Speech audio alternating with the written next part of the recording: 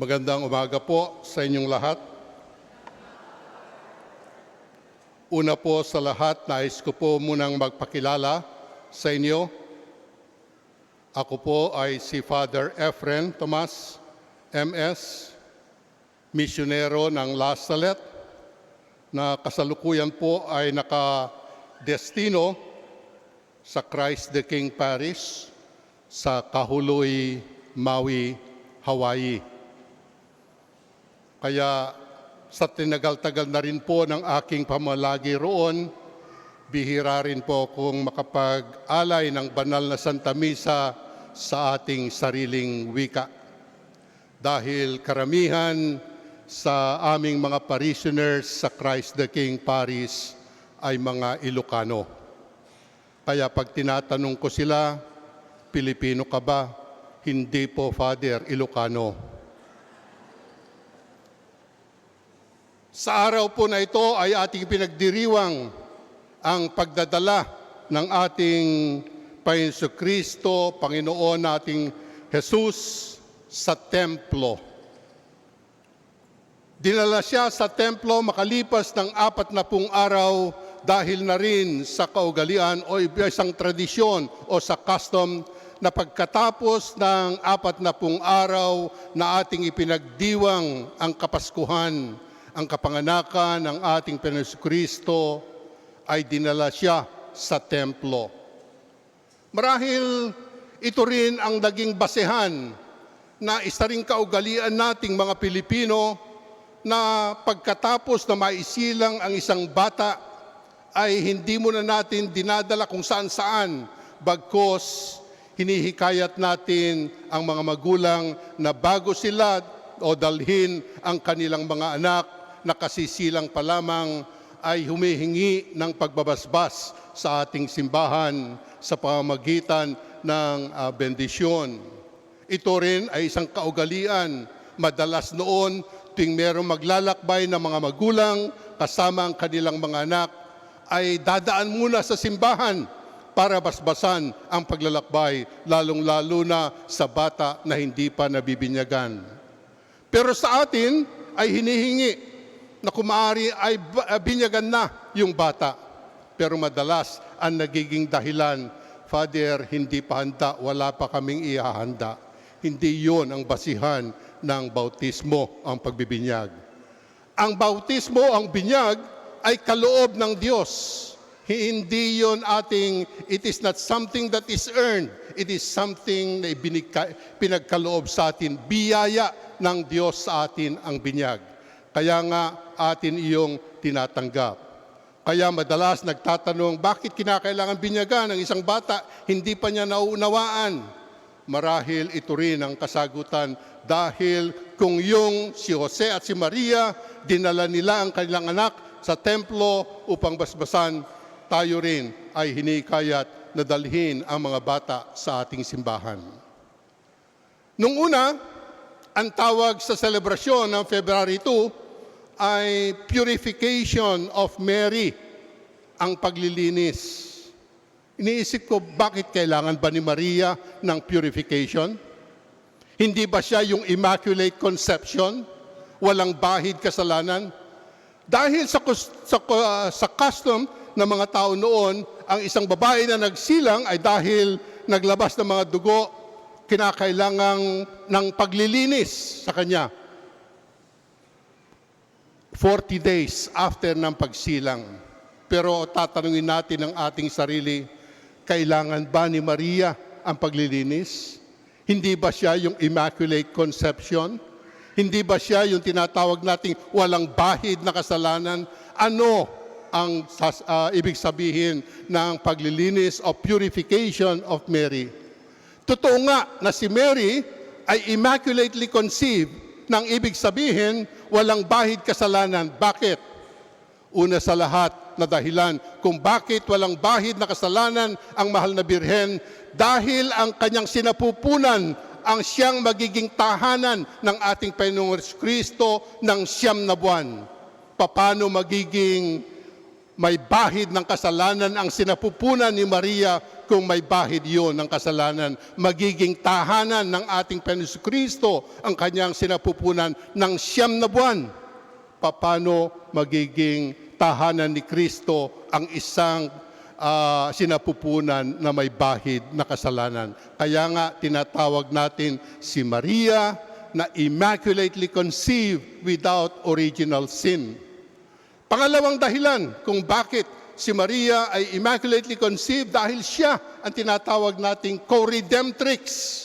Katuwang siya ng ating Panginoon Kristo. At kung katuwang siya ng ating Panginoon Kristo sa kaligtasan, hindi rin maaari na meron siyang bahid ng kasalanan. Kaya nga tinatawag natin siyang co-redemptrix. At pangatlo, dahilan kung bakit si Maria ay tinatawag nating immaculately conceived, dahil na rin sa sinabi ng anghel ng kanyang binati si Maria. Ano ang pagbati ng anghel? Sabi niya, "Hail, full of grace." Ibig sabihin, full of grace, hindi half grace. Ang isang taong full of grace ay wala sa state ng kasalanan. Kaya nga natin tinatawag si Maria na immaculately conceived.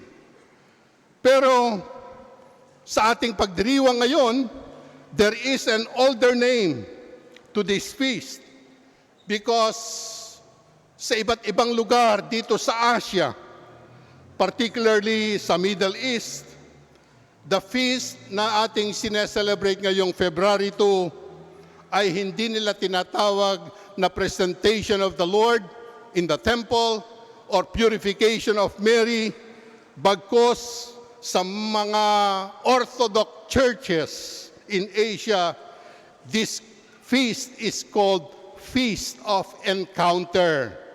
The encounter between Simeon and our Lord Jesus Christ. What takes place? Ano ang nangyari o nagaganap sa Feast of Encounter? 3 bagay. Ang ating unang bagay na ating may encounter ay yung encounter between the old man, Simeon, and the newborn baby na si Jesus. The old man, Simeon, adores the baby, and the old man fades into the horizon, and the newborn baby takes on the center stage. This is the first meeting between twilight and dawn. The meeting between sunset and sunrise, the meeting between the old man and the new man, and the meeting between a man in his twilight years and a baby who has just been born, fresh, new, and young. That is the first encounter that we celebrate today between the old and the new. The second encounter that takes place today is the meeting between darkness and light. That is why Jesus is called the light of the Gentiles, the light of all nations. Before the coming of our Lord, there was darkness because we are in the state of sin. Before God entered into the world, there was darkness and there was chaos. But God does not run away from darkness. God does not turn his back from the darkness. Rather, God encounters darkness head-on and meets darkness and destroys darkness by his encounter of light with darkness. Kaya nga tayo, nung tayo'y mabinyagan, sa pamamagitan ng ating pagkabinyag, ang ilaw o the light ay nasuma sa atin. Pangatlong, ibig sabihin ng encounter, the third encounter happens today, and the encounter between the chosen people and the select people, the Israelites, the encounter between the Israelites and the Gentiles. The Israelites or Jesus or the Jews think that they are only the chosen people. They are the chosen people of God. The Savior of the Israelites is called the Messiah. But Simeon announces that the Savior of the Israelites and the Savior of the Gentiles are one and the same, that Jesus Christ, Therefore, Jesus Christ, the Gentiles and the chosen people meet in the Lord Jesus Christ, the chosen people, the elite people, the favorite of God, and the Gentiles, the nations of the world, universal world, meet together in our Lord Jesus Christ. Pinagkaisa ng ating Panginoon Kristo yung mga Hentil at yung mga Hudyo sa pamamagitan ng pagpapakita ng ating Panginoon Kristo. 3 encounters ang ating ipinagdiriwang sa araw na ito. The encounter between the old man and the new man. The encounter between darkness and light. The encounter between the Gentiles and the Jews. The chosen favorite people and everybody else are called to a close encounter with Jesus Christ. In many parts of the world, or especially in Asia right now, the 2nd of February is much bigger even than Christmas. In many parts of the Middle East right now, they are celebrating the 2nd of February bigger and more solemn than Christmas, because it is really on the 2nd of February that the encounter of God and men takes place. So what does this mean to all of us? To you particularly, and to me as a priest. As it is with Jesus, so must it be also with us. In us, the encounter between darkness and light must take place. We carry the light, and let us overcome the darkness, by the light within us. We carry the fountain of youth, God who is forever young. Let us meet the depressed, the old, and the dying, and the sunset with the power of a new day. Let us meet favoritism. Let us meet elitism with the power of the Catholic Church. For everybody, God plays no favorite, and all of us are favorites of God. So today, as we also celebrate Candelaria, it is not enough that we bring candles today. We must also make sure that in our hearts, the encounter that takes place today is repeated countless times till the end of time.